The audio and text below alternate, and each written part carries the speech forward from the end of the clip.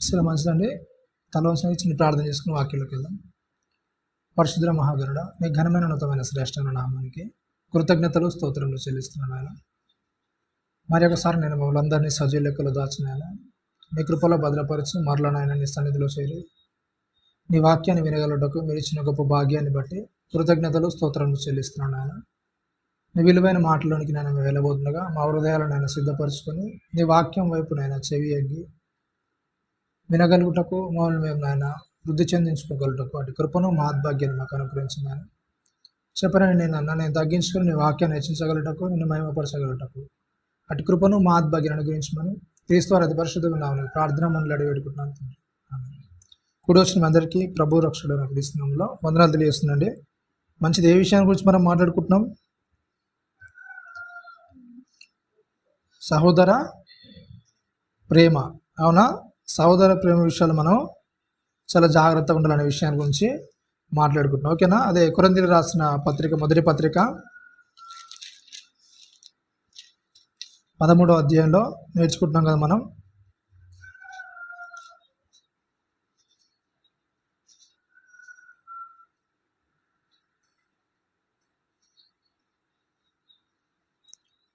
అధ్యాయంలో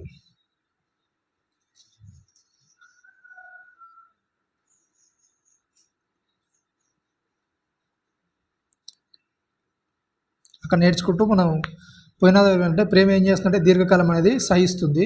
4వ వచనం ఏంటంటే ప్రేమ ఏం చేస్తుందంటే ఇంకా దయ అనేది చూపిస్తుంది. ఓకేనా? ఈరోజు ఏంటంటే దయ అనే దాని గురించి నేర్చుకుందాం. అంటే సహోదర ప్రేమ విషయాలు ఏం చేయాలి చెప్పండి? దయ అనేది కలిగి ఉండాలి. ఓకేనా? సామెతల గ్రంథం 3వ అధ్యాయం 3వ వచనం ఒకసారి చూడండి. సామెతలు 3:3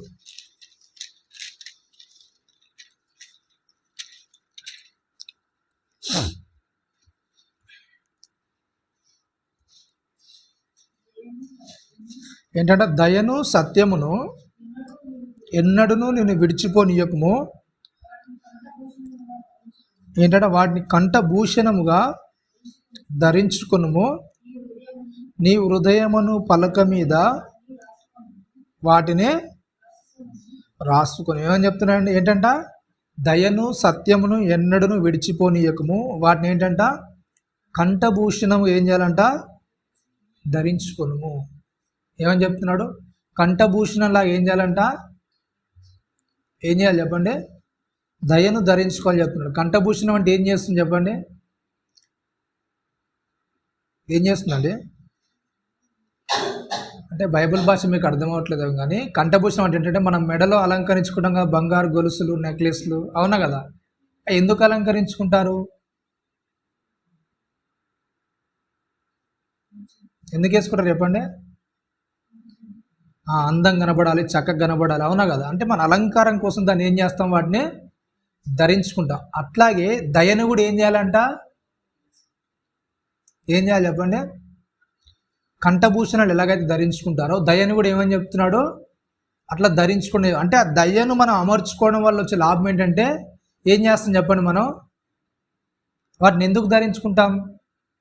అంటే బంగారాన్ని కానీ ఒక అలంకారాన్ని కానీ ఎందుకు ధరించుకుంటాం చెప్పండి? అవతలకి ఎలా కనబడాలి? మనం చక్కగా మంచి కనబడాలి. ఎలాగైతే వాటిని ధరించుకుంటామో దయను కూడా ధరించుకోవడం ఏంటంటే అవతలని ఏం చేయాలి చెప్పండి? ఏం చేయాలి? అవతలవారి దృష్టిలో కూడా మన మంచిగా చక్కగా ఉండాలంటే మన లోపల ఏముండాలంట? ఏముండాలి? దయ అనేది ఉండాలి. ఓకేనా? అసలు దయ అంటే అర్థం ఏంటి అసలు?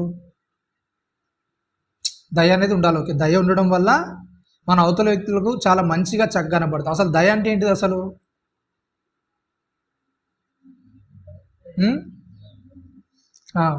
దయ అంటే ఏంటి చెప్పండి? జాలి, ఇంకా కనికరం, అవతలకి హెల్ప్ చేయడం, ఇలాంటివన్నీ కూడా ఏమంటారు చెప్పండి?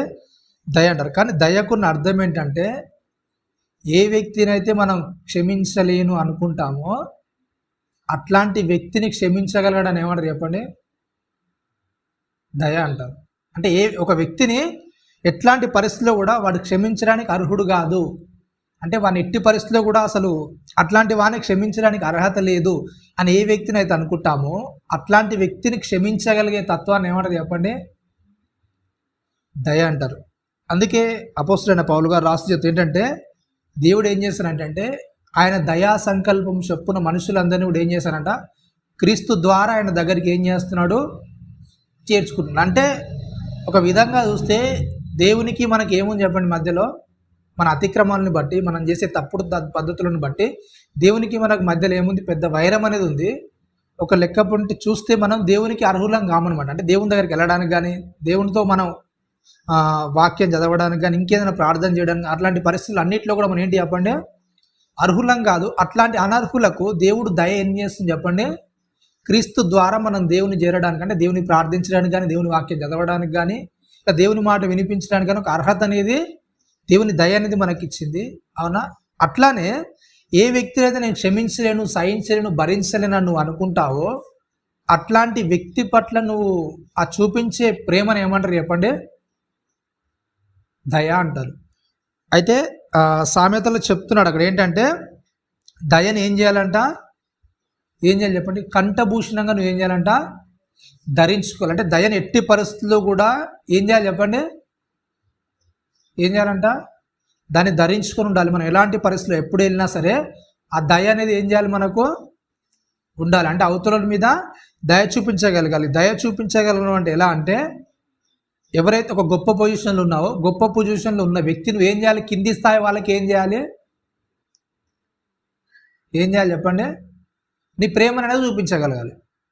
నువ్వు గొప్ప స్థాయిలో ఉన్న వ్యక్తి, గొప్ప స్థాయిలో ఉన్న వాళ్ళకి కాదు నీ ప్రేమను. ఎలాంటి స్థాయి వాళ్ళకు, నీకంటే కింది స్థాయి ఉన్న వాళ్ళకు, అలాంటి వాళ్ళకి ఏం చేయాలి, అలాంటి వాళ్ళకు ఇలా తప్పు చేస్తే, అలాంటి వాళ్ళని ఎడల తప్పుగా ప్రవర్తిస్తే, అలాంటి వాళ్ళ ఎడలు నువ్వు ఏం చేయాలి చెప్పండి,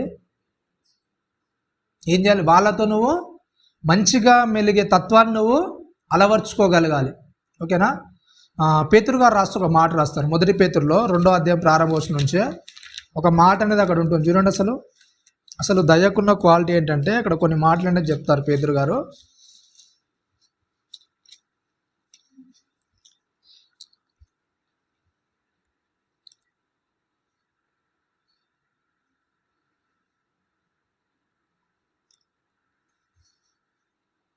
ఏమని చెప్తున్నాడు, మొదటి పేతురు 2వ అధ్యాయం ప్రారంభం నుంచి ఏంటంటే, ప్రభువు దయాళుడని మీరు రుచి చూచి ఇన్న ఎడల, దయ అంటే ఏంటంటే చెప్పండి, కొన్ని విషయాలు అక్కడ చెప్తున్నాడు. ఏంటంటే ప్రభువు దయాళుడు అని ఒకవేళ మీకు తెలిస్తే, ప్రభువు దయగలుడు, నా మీద దయ చూపిస్తున్నాడు అని ఒకవేళ మీకు అర్థమైతే మీరేం చేయండి అని చెప్తున్నాడు, సమస్తమైన దుష్టత్వమును, సమస్తమైన కపటమును, వేషధారణను, అసూయను, సమస్త దూషణ మాటలు మాని అని ఏమని చెప్తున్నాడు అండి. ఏం చేయాలంటే చెప్పండి, నీలో దయ ఉంది, ప్రేమ ఉందని ఎలా తెలుస్తుంది ఒక వ్యక్తికి, అవతల వ్యక్తికి అంటే ఏమని చెప్తున్నాడు అంటే కొన్ని విషయాలు ఇక్కడ చెప్తున్నాడు. ఫస్ట్ ఏంటంటే సమస్తమైన దుష్టత్వము. దుష్టత్వం అంటే ఏంటంటే ఏదైతే మంచిది కాదో దాన్ని ఏమంటారు చెప్పండి, దుష్టత్వం అంటారు. ఓకేనా? అంటే మన లోపల ఏంటంటే ఎవరికైనా సరే ఏం చేయాలి చెప్పండి, మంచి అనేది చేయాలి. అలా కాకుండా ఏ వ్యక్తికి నీ ద్వారా కీడు అనేది, మంచి అనేది జరగట్లేదు అంటే అది ఏమవుతుంది చెప్పండి, నువ్వేదో ప్లాన్ అనేది వేస్తున్నావు, నీ లోపల ఏముంది, దుష్టత్వం అనేది ఉంది. అంటే నీకు చెడు చేసిన వానికి, నీకు కీడు చేసిన వానికి ఏదో పరిస్థితిలో లేకుంటే ఏదో విధంగా నువ్వేం చేస్తున్నావు, అవతలకి మంచి జరగకుండా ఆపడం కానీ, లేకుంటే మంచి చేయకుండా చూడడం కానీ దాన్ని దుష్టత్వం అంటారు. అలాంటిది ఏం చేయాలంటే వదిలేసేయండి అని చెప్తున్నాను. ఇంకేంటంటే సమస్తమైన ఏంటంట కపటము. కపటం అంటే ఏంటండి,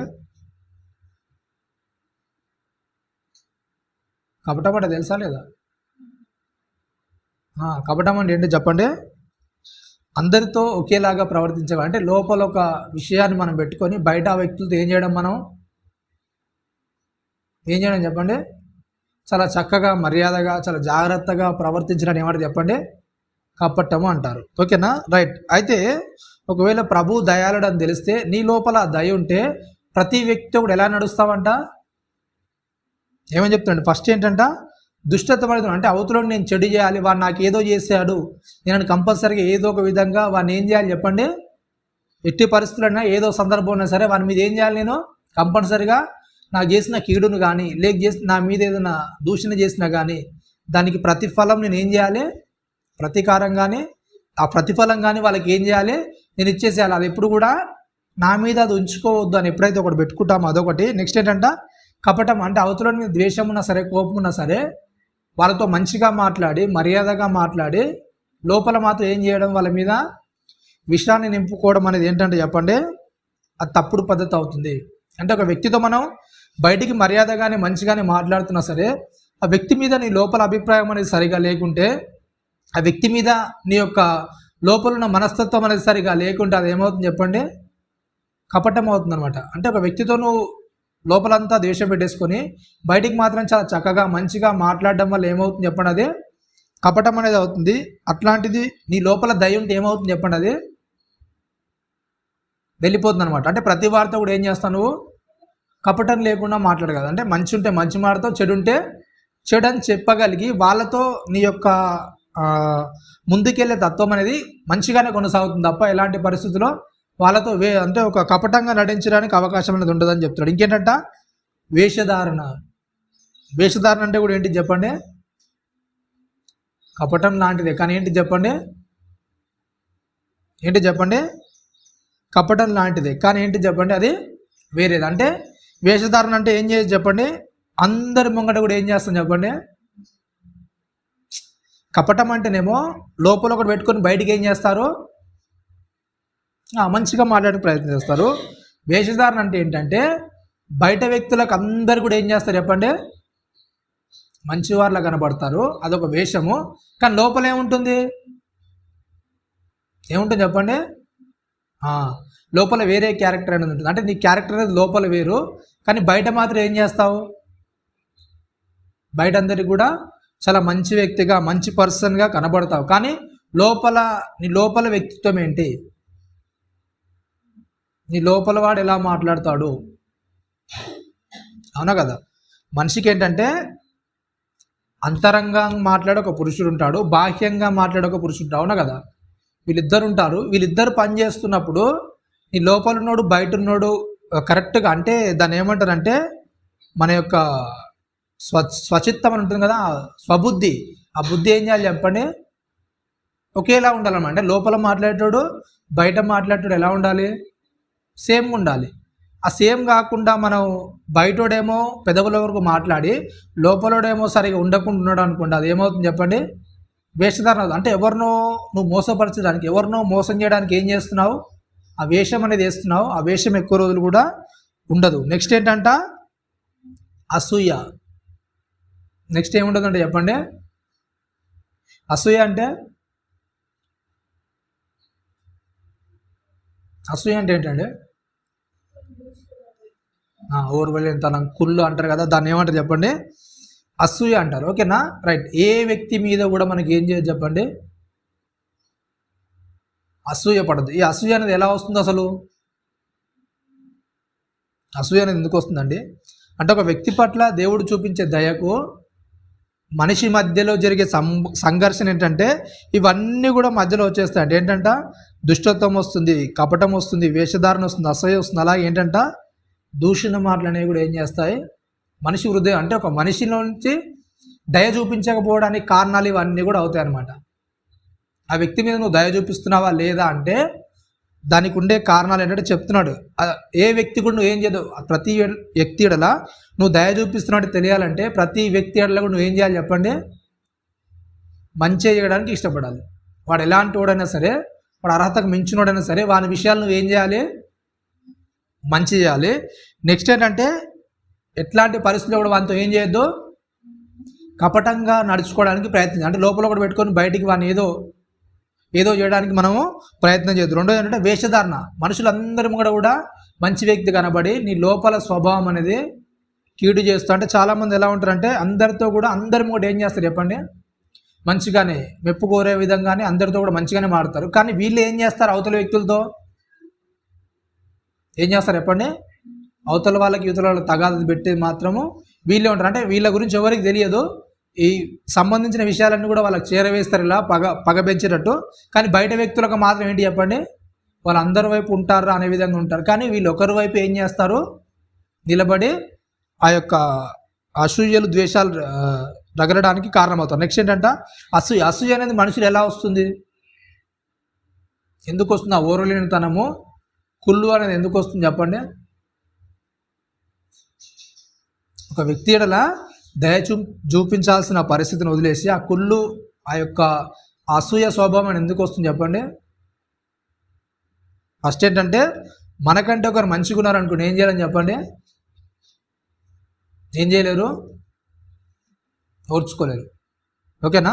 అది ఏ విషయాలన్నా సరే, ఒక మాట విషయాల్లో కానీ, ఇంకేదైనా పరిస్థితుల్లో కానీ, ఒక డబ్బు విషయంలోనా, ఇంకేదైనా పరిస్థితుల్లో ఎలా ఉన్నా సరే, ఒక వ్యక్తి మనకంటే గొప్పగా ఉంటే ఏం చేయలేము, ఓర్చుకోలేము. దాని ద్వారా ఏమొస్తుందంటే ఈ అసూయ అనేది వస్తుంది. అవునా కదా? అయితే యూదులందరూ సిలువేయడానికి గల కారణం ఏంటి చెప్పండి?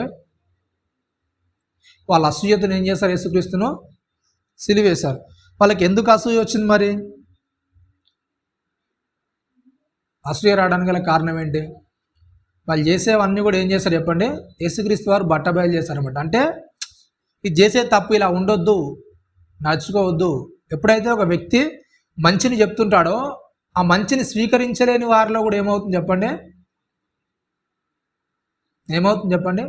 అసూయ అనేది వస్తుంది. అంటే ఒక మంచి వ్యక్తిని పక్కన ఉండనుకోండి, అవునా, మంచి వ్యక్తి పక్కన ఉంటే ఆ వ్యక్తి మంచి చేస్తుంటే కూడా నీ హృదయం ఏం చేయదండి, ఓర్చుకోదు. ఒకవేళ మంచి చేసే వ్యక్తి ఉన్నా సరే మన పక్కన, అవతల వ్యక్తి ఒకవేళ అలాంటి స్వభావం అంటే అలాంటి క్యారెక్టర్ అతను లేదనుకో, దాన్ని కూడా ఏం చేయలేడు ఈ వ్యక్తి, ఓర్చుకోలేని వాళ్ళగా తయారవుతారు. కాబట్టి ఏంటంటే ఇవన్నీ కూడా ఏం చేస్తాయి, ఒక వ్యక్తి మీద ఏం చేయలేదు, దయని చూపించకుండా చేస్తాయి. అవునా? ఇంకేంటంట, దూషణ మాటలు ఏం చేయాలంటే, దూషణ మాటలు అంటే అనవసరంగా తిట్టడం, అనవసరం ఊరికేనే నోరు పారేసుకోవడం, ఇవన్నీ కూడా ఏంటంటే చెప్పండి, ఒకవేళ నువ్వు ప్రభు దయలడం చూస్తే ఆ దయ అనేది నువ్వు అవతల మీద చూపించగలిగితే ఫస్ట్ ఏం చేస్తామంటే చెప్పండి? ఎన్ని విషయాలు ఇక్కడ? దుష్టత్వం 1, కపటం 2, వేషధారణ 3, అసూయ 4, దూషణ 5. ఈ 5 విషయాలనే మనలో నుంచి ఏం చేస్తాయంట? వెళ్ళిపోతాయి. అంటే ప్రభు దయాళుడు, ఆ దయలో నేను నడవాలి, అవతల వ్యక్తిని ఎడల నేను దయ చూపిస్తానంటే నాలో ఏముండొద్దంటే చెప్పండి? ఏమేమి ఉండొద్దంటే ఒక 5 విషయాలు ఉండొద్దని చెప్తున్నాడు. అంటే నువ్వు నిజంగా అవతల వ్యక్తిని ప్రేమిస్తున్నావు, నీ సహోదరుని ప్రేమిస్తున్నావు, నీ పొరుగువాణ్ణి నువ్వు దయగలిగి ఉన్నావు అంటే దానికి గల కారణాలు ఏంటంటే అక్కడ చెప్తున్నాడు. ఏంటంట, ఏమేమి చేస్తావు? దుష్టత్వం అనేది మనలో ఉండదు. ఇంకేం చేయమంట? కపటం అనేది ఉండదు, వేషధారణ అనేది ఉండదు, అసూయ అనేది ఉండదు, ఇంకా దూషణ అనేది ఉండదు. ఈ 5 విషయాలు లేకుండా ఏ వ్యక్తి అయితే ఉంటాడో ఆ వ్యక్తి ఏం చేస్తాడు చెప్పండి? ఏం చేస్తాడు? అవతలి వ్యక్తి ఎడల సంపూర్ణంగా ఏం చేస్తాడు? దయ చూపించగలుగుతాడు. అవునా? రైట్. ఈ 5 విషయాలు మరి మనలో ఉన్నాయా లేవా? లేవండి. అందరికీ మనం మంచి చేయాలని చూస్తామా? అందరికీ మంచి చేస్తామా అండి? కొంతమంది చెడు కూడా చేయడానికి ఇష్టపడతామా?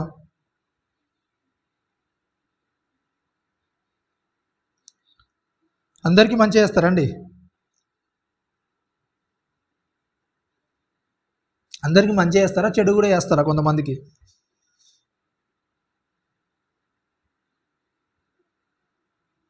ఏం చేస్తారండి? ఏంటంటే ఇక్కడ ఏమని చెప్తున్నా అంటే ఈ 5 విషయాల్లో కూడా మనం ఏం చేయాలి చెప్పండి? ఎవరైతే ఈ 5 విషయాలను జయించగలుగుతా అంటే మన లోపల అవతల వ్యక్తి మీద ఎలాంటి పగలు ప్రతీకారాలు లేకుండా ఉండడము, ఇంకేంటంటే అవతల ఏ వ్యక్తితోనైనా సరే ఏం చేయాలి చెప్పండి? లోపల ఒకటి పెట్టుకొని బయటకు ఒకటి ఏం చేయొద్దు, మాట్లాడకుండా ఉండాలి. ఇంకోటి ఏంటంటే వేస్తాను అంటే మన లోపల ఏదైతే ఉందో అదే అవతల వ్యక్తికి ఏం చేయాలి? మనుషులందరూ కూడా ఏం చేయాలి చెప్పండి? చూపించగలగాలి. ఎప్పుడైతే ఇవన్నీ మనం చేస్తామో అప్పుడు ఏం చేస్తాం చెప్పండి? ఏం చేస్తాం అప్పుడు? చెప్తున్నాడు కింది వచనంలో, 3వ వచనంలో. 3వ వచనం చూడండి.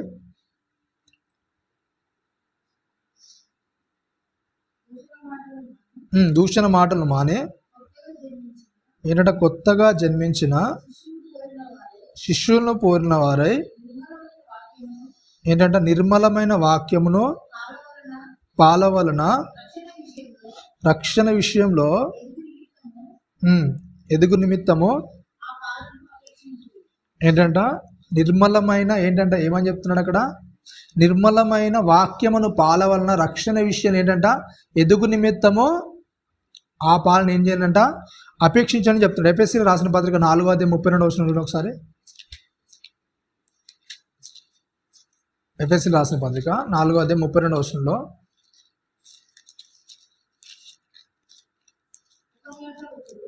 ఏంటంటే ఒక్కని ఎడల ఒకడు ఏంటంటే దయ కలిగి కరుణా హృదయులై క్రీస్తునందు ఏంటంటే దేవుడు మిమ్మల్ని క్షమించిన ప్రకారము ఏమని చెప్తున్నాడండి. అయితే మీది వచనాలోనే దయకు విరోధమైన కొన్ని మాటలని చెప్తున్నాడు. 31 వచనం నుండి అక్కడ సమస్తమైన ద్వేషము, కోపము, క్రోధము, అల్లరి, దూషణ, సకలమైన దుష్టత్వమును ఏమని చెప్తున్నాడండి. ఏం చేయాలంట? సమస్తమైన ద్వేషము, కోపము, క్రోధము, అల్లరి, దూషణ, సకలమైన దుష్టత్వం మీరు ఏం చేయండి? విసర్జించండి. అంటే మాటి మాటికి ఈ విషయాలు చెప్తున్నట్టే మనలో ఏముంటున్నట్టు ఇంకా. అయితే ఎందుకు వీటిని విసర్జించమని చెప్తున్నాడు అంటే కింది మాటలో చెప్తున్నాడు 32 వచనంలో, ఒకని ఎడల ఒకరు ఏం చేయాలంట?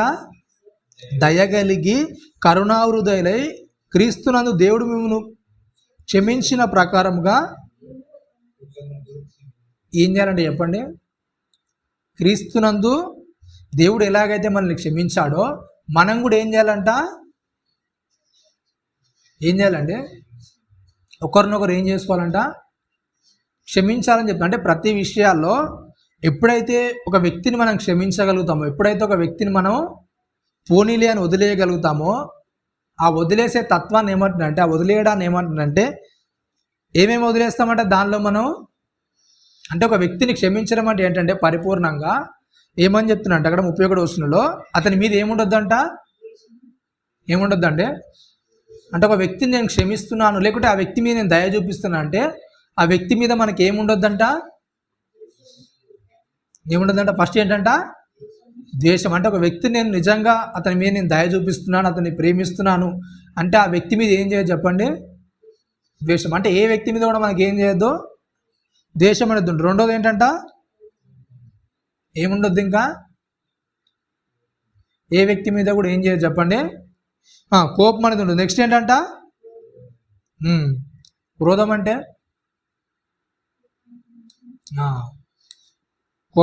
కోపానికి దాటి అంటే కోపం మన స్థాయి దాటిపోతే ఏమవుతుంది చెప్పండి? అది క్రోధంగా మారుతుంది. అంటే క్రోధం ఎలాంటిదంటే మరణం లాంటిది అనమాట. అంటే ఒక వ్యక్తికి క్రోధంలో ఉన్నాడు అనుకోండి, ఆ వ్యక్తి ఏం చేస్తాడో ఏమి కూడా ఆ విచక్షణ అనేది కోల్పోతాడు అనమాట.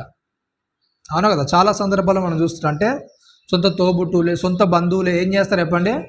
ఏదో చిన్న చిన్న విషయాల వల్ల కోపాన్ని క్రోధంగా మార్చుకొని కొన్ని క్షణాలు ఏం చేస్తారు? తలలు నరికేసుకుంటారు. అవునా కదా? వాళ్ళ సొంతోళ్ళే, వాళ్ళ తోబుట్టువులే ఏదో చిన్న పంచాయతీ, ఏదో చిన్న గొడవ కారణంగా ఏం చేస్తారు చెప్పండి? తలలు నరికేసుకుంటారు. ఎందుకంటే వాళ్ళ సొంతోళ్ళే, వాళ్ళ ముంగడ పెరిగిన వాళ్ళే, లేకుంటే ఒకే గర్భం నుంచి వచ్చిన వాళ్ళే అయినా కానీ అంత క్రోధాన్ని ఎందుకు పెంచుతున్నట్టే క్రోధం అనేది ఒకసారి కోపం అనేది తన అద్దు దాటింది అనుకోండి, క్రోధంగా మారిందంటే తన సొంతోళ్ళ, కన్నోళ్ళ, ఇంకెవరా అనే దాన్ని ఏది కూడా ఏం చేయదు, అది ఆలోచన చేయదు. అంతే. ఇక ఏం చేస్తుంది? అది మరణానికి దారితీస్తుంది క్రోధం అనేది. కాబట్టి ఆ విషయాలు ఏం చేయాలి? చాలా జాగ్రత్త ఉండాలి. ఒక వ్యక్తి మీద మన క్రోధం అనేది ఏర్పడింది అనుకో, ఆ వ్యక్తిని ఏం చేస్తుంది చెప్పండి? మనం ఏం చేస్తారండి? అంతే, చంపేయడానికి సిద్ధపడుతుంది తప్ప ఇంకో ఆలోచన అనేది ఏముండదు. క్రోధం ఒకవేళ మనలో పెరిగింది అనుకో, ఒక వ్యక్తి మీద కోపము అలాగే ద్వేషం అనేది వేరు. ద్వేషానికి మించి కోపానికి మించింది పెరిగేది చెప్పండి? క్రోధం. ఆ క్రోధం అనేది మనలోనికి వస్తుంది అనుకో, అవతల వ్యక్తి మనం ముంగట ఏం చేయొద్దు? ఉండొద్దు. అంటే ఉంటే వాడనుండా, లేకుంటే నేను ఇలాంటి పరిస్థితుల్లోనికి మనము వెళ్ళిపోతాం. నెక్స్ట్ ఏంటంట? అల్లరి. ఓకేనా? నెక్స్ట్ ఏంటంటే చెప్పండి?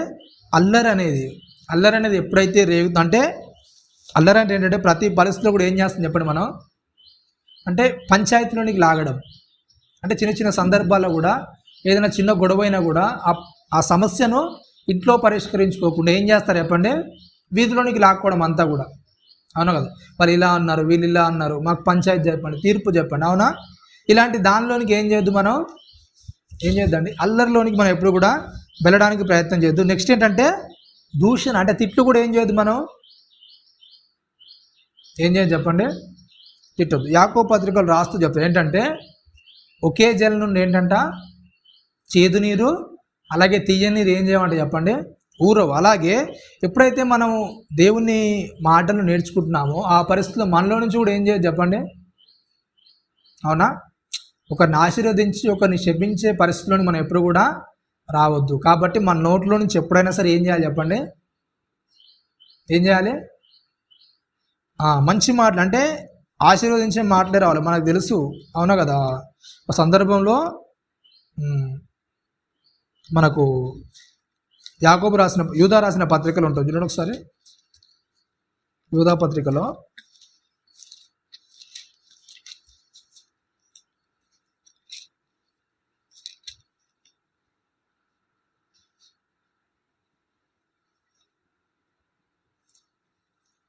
11వ అధ్యాయం 11వ వచనము 2వ లైన్ చదవండి. బహుమానం పొందవాలని బిలాము నడిచిన త్రోవలు ఏంటంట ఆతురముగా పరిగెత్తిరి. అవునా? బిలాం ఏం చేస్తే బిలాం అసలు దేనికి వెళ్ళాడు చెప్పండి? దేనికి వెళ్ళాడు బిలాము? దేనికంటే దేవుడేమో ఆశీర్వదించమని చెప్పాడు, కానీ బిలాం ఏం చేస్తున్నాడు చెప్పండి? శపించడానికి వెళ్ళారు. అవునా? శపించడానికి బిలాం వెళ్ళినట్టుగా మనం చూస్తాం. అయితే ఎప్పుడైనా సరే ఏం చేయదు చెప్పండి, అవతలలో ఏం చేయదు మనం, అవునా కదా? అంటే బిలాం అలా శపించడానికి వెళ్ళినప్పుడు దేవుడు ఏం చేస్తాడు మధ్యలో? ఏం చేస్తాడంటే దేవుడు బిలాం అలా మధ్యలోనికి వెళ్ళినప్పుడు ఏం చేశాడు చెప్పండి? ఒక గాడితో ఏం చేశాడు? అతనికి బుద్ధి చెప్పించాడు. ఎందుకు అంటే నీ పరిస్థితి అనేది బాగలేదు, నీ పద్ధతి అనేది బాగలేదు, అవునా కదా? ఎప్పుడైనా సరే ప్రజల్ని అంటే దేవుని పక్షంగా మనం ఉన్నామంటే అవతలను ఏం చేయాలి? మనం ఏం చేయాలండి? ఆశీర్వదించే వారికి ఉండి, అంటే అవతలను శపించడం కానీ దూషించడం కానీ తిట్టడం కానీ ఎట్టి పరిస్థితుల్లో మనం చేయొద్దు. ఒకవేళ చేస్తే ఏమవుతుందంటే బిలాముకేమో గాడి ద్వారా బుద్ధి చెప్పించాడు, మనకు ఎలాంటి పరిస్థితుల్లో చెప్పిస్తాడో తెలియదు కనుక అట్లాంటి పరిస్థితులు ఏం చేయాలంట? చాలా జాగ్రత్తగా ఉండమని చెప్తున్నాడు. నెక్స్ట్ ఏంటంటే సకల విధమైన ఏం చేయండి, ఇంకా దుష్టత్వాన్ని ఏం చేయమని చెప్తున్నాడు? సకల విధమైన దుష్టత్వాన్ని ఏం చేయమని చెప్తున్నాడు చెప్పండి? విసర్జించేయండి. అంటే ఎట్లాంటి పరిస్థితుల్లో కూడా మీరు ఇలాంటి దానిలోనికి అంటే చెడ్డ వాటిలోనికి మీరు వెళ్ళడానికి ఇష్టపడద్దు. ప్రతి వ్యక్తి ఏడలో కూడా మీరు ఒక్కరి ఏడలో ఒకరు ఏం చేయండి చెప్పండి? క్షమించండి అంతే. అంటే అవతలి వ్యక్తిని ప్రేమించడము, అవతలి వ్యక్తి ఏడలా దయగలిగి ఉండడం అంటే ఏంటంటే అవతలి వ్యక్తిని ఏం చేయడం చెప్పండి? ఏం చేయడము? క్షమించడం అంతే. అంటే ఎప్పుడైతే ప్రతి వ్యక్తిని మనం క్షమించుకుంటూ వెళ్తామో ఆ వ్యక్తి ఏం చేస్తారు చెప్పండి?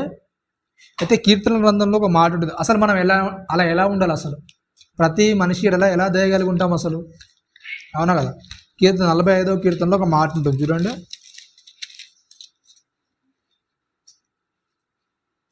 రెండవ వచనంలో ఒక మాట ఉంటుంది.